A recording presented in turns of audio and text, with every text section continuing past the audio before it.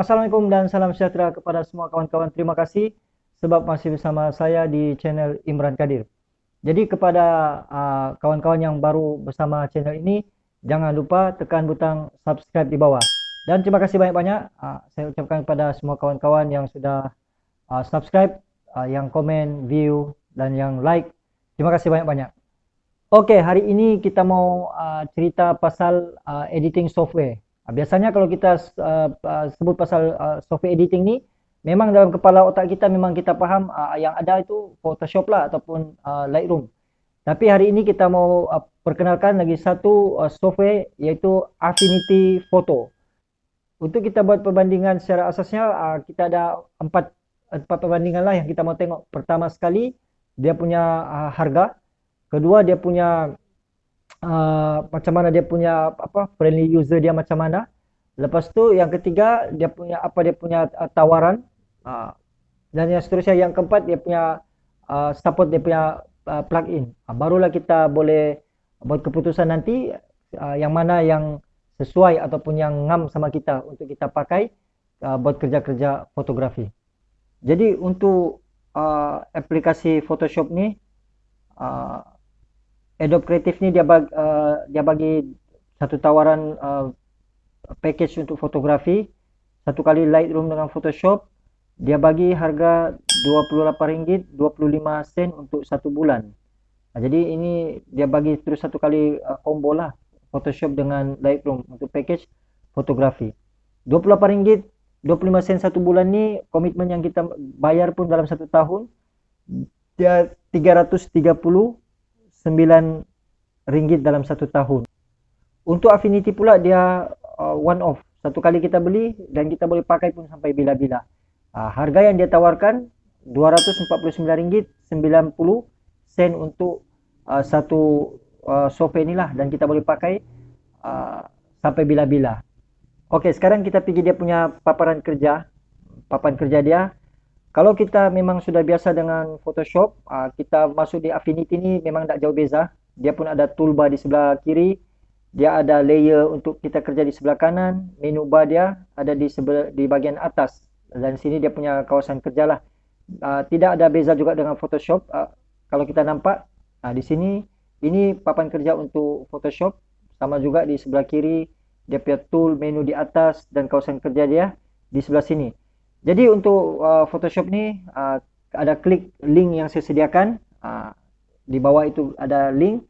Jadi di situ saya ada pernah buat konten untuk basic cara kita mau belajar Photoshop untuk kenali dia punya papan-papan kerja yang ada di Photoshop ini. Jadi dari segi dia punya friendly user dia, kalau kita nampak memang tidak jauh beza juga. Dia pun ada apa yang ada di Photoshop tu pun kita boleh explore lah. Dia memang ada juga di sini. Maksudnya dia tidak jauh beza jugalah. Apa yang kita jumpa di Photoshop tu semua ada di sini. Macam sini kita di bahagian adjustment, dia sudah ada level, white balance pun di sini, hue, saturation dan light pun di sini. Maknanya semua dia punya palette untuk adjustment ni dia sudah ada letak di sinilah. Jadi begitu juga dengan kita punya Photoshop. Dia punya, kalau kita mau masuk bahagian editing dia ada di ikon kecil di bawah ni lah. Kita boleh pilih, dan dia ada bagi semua dia punya untuk kawasan kita mau edit, bahagian mana yang kita mau edit di bahagian brightness kah, level, curve dan segala-galanya lah yang kita mau di sini. Untuk Affinity ni, file ini kalau kita nampak di bahagian atas ni, dia file yang kita save dalam PSD, ataupun kita sudah edit file tu di Photoshop dan kita save dia di dalam bentuk PSD, dan kita boleh edit balik di Affinity. File ni file PSD, kita boleh edit balik di Affinity. Jadi ini kelebihan yang ada sama Affinity lah. Kalau kita nampak dia punya di sini, kalau kita klik bahagian adjustment, kita klik bahagian darken, dia terus pop up keluar, dia punya keluar satu pop up kecil, dia punya layer, dan kita boleh adjust. Jadi kalau kita ni yang tidak biasa dengan yang tulisan kecil-kecil, sini kita nampak lagi selesa lah, sebab dia punya adjustment di sini. Untuk kita nampak ni dia lagi terang, dia lagi besar lah. Jadi kita senang untuk kita edit.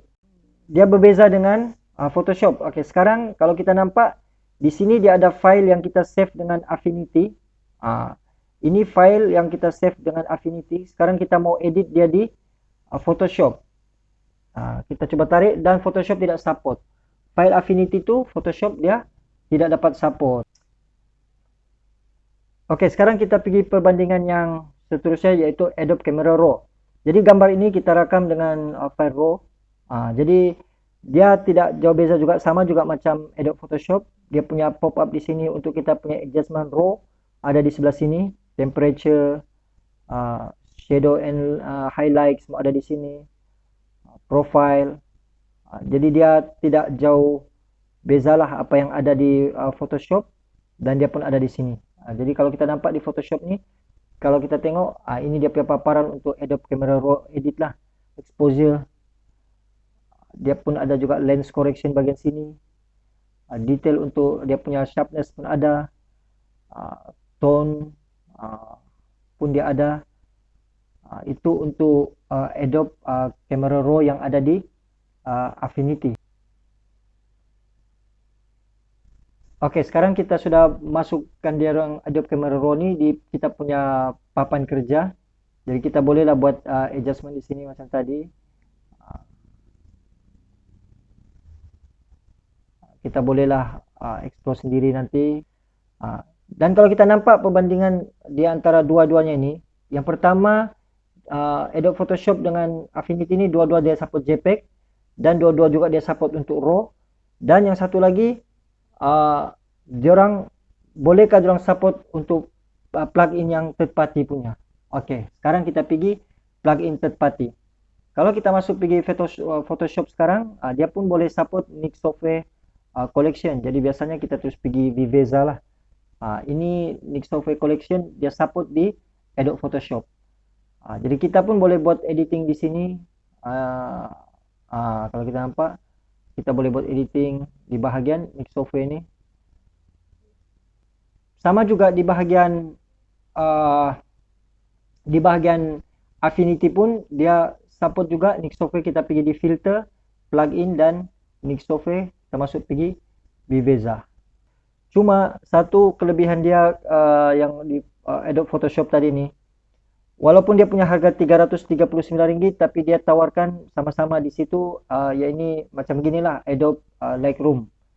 Untuk satu-satu gambar yang banyak, macam kita shoot event ataupun gambar yang berseries, yang banyak, wedding ke apa, memang tidak dapat kita edit di Affinity ataupun di Adobe Photoshop.